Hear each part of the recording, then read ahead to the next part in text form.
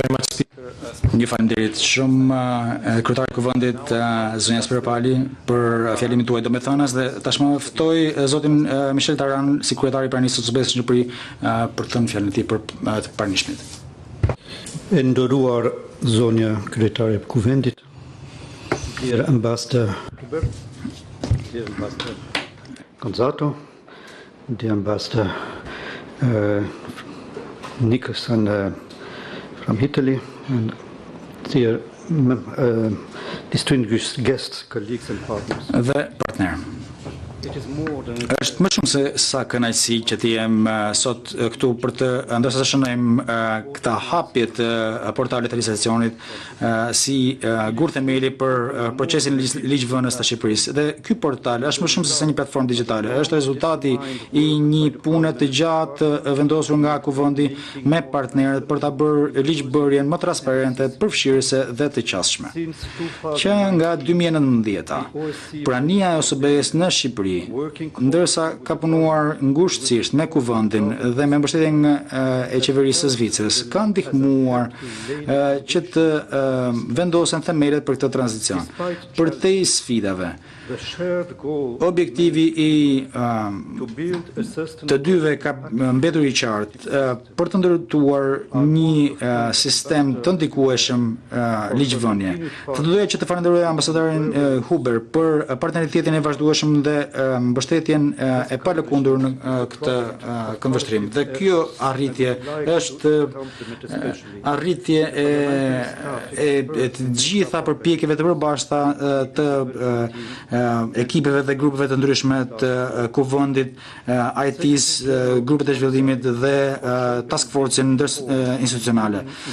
Sekretari Gjonçaj për punën e tij të palodhur, ndërsa ka drejtuar këto përpjekje koordinuese, zonjën Luzi dhe zotin Kaloshi, ndërsa kanë drejtuar zbatimin teknik dhe patjetër ekipin tim tek prania e OSBE-s në Shqipëri dhe Departamentit të demokratizimit, pa punën e palodhur të cilëve nuk do të ishte e mundur kjo.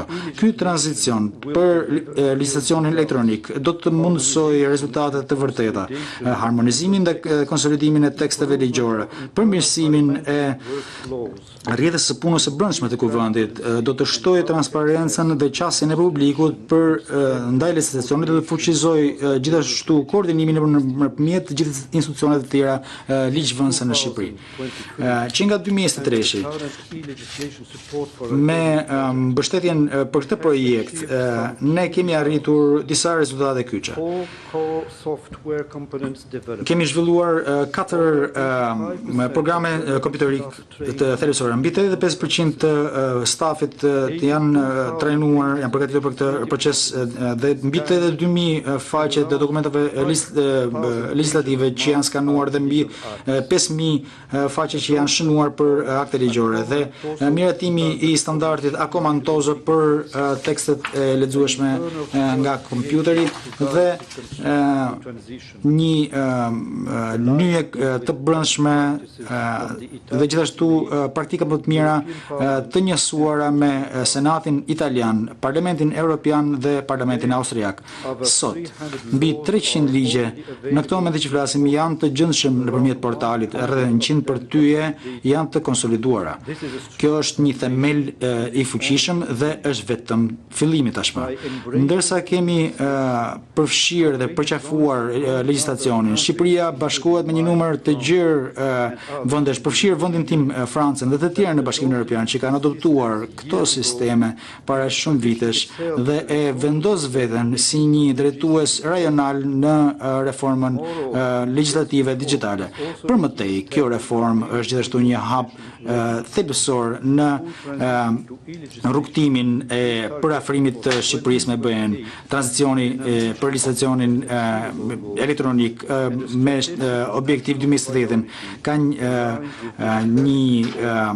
ambicie të madhe, ndërsa është në përputhje me me standardet e Bashkimit Evropian. Ndërsa vërejmë më përpara suksesin e afatgjat të licitacionit të procesit të licitacionit elektronik.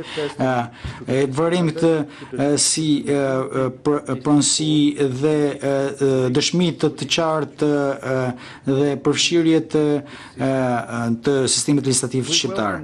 E mirëpresim angazhimin e kuvendit ndërsa përparon procesin e licitacionit elektronik të reflektuar së fundmi mes kërkesat zyrtare që janë dërguar nga kryetarja e Spiropari tek Ministria e Financave, ndërsa rithekson kërkesën për të dhënë fonde për kostot e personelit të lidhura me licitacionin me njësinë e licitacionit elektronik si pjesë të sekretariatit të kuvendit, si pjesë të procesit të rishikimit të buxhetit. Dhe kjo gjithashtu siguron që kuvendi të ketë autonominë financiare që në mënyrë efektive të planizojë dhe të zbatojë prioritetet e zhvillimit të institucionit. Prania OSBE-s në Shqipëri mbetet e angazhuar të mbështesë kuvendin e Shqipërisë në arritjen e tranzicionit tërësor të sistemit të licitacionit elektronik. Hapat e radhës shpresojmë që të përfshin integrimin e të gjithë institucioneve në të gjithë shtetet në një rrjedh pune legislative të vetme, mbështetjen teknike për përmirësimin e funksionalitetit të shtuar për licitacion për platformën e licitacionit elektronik, përfshirjen tërësore të licitacionit elektronik në rrjedhën e punës së kuvendit dhe digitalizimin e arkivës licitative dhe angazhimin e një gamë të gjerë palës së interesuar për përdorim më të mirë të licitacionit elektronik. Por duhet të jem edhe këtu i drejt për drejt, sepse mbështetja jonë mbetet nëpërmjet tek fondet tuaja. Ne kemi dëshirën, ekspertizën, vullnetin, rrjetin dhe njerëzit për të mbështetur kuvendin e Shqipërisë që të mundsoj këtë, por nuk mund ta bëjmë të vetëm. Duhet na ndihmoni që ne të ndihmojmë Shqipërinë. Dhe thënë këtë doja që të falenderoja Zvicrën për mbështetjen domethënëse afatgjat, ndërsa nuk mohem që fatkeqësisht ky partneritet për këtë projekt po përfundon dhe nuk mbetem këtu me një anë, ndërsa i ftohtë të tjerë ta mbështesin këtë nismë dhe këtë përpjekje modernizimi. Ky takim i sotëm shënon fillimin e një transformimi domethënës afatgjat së bashku, jo vetëm që mund të mbështesim këtë mjet digital, por mund të formësojmë demokracinë parlamentare në Shqipëri. Faleminderit.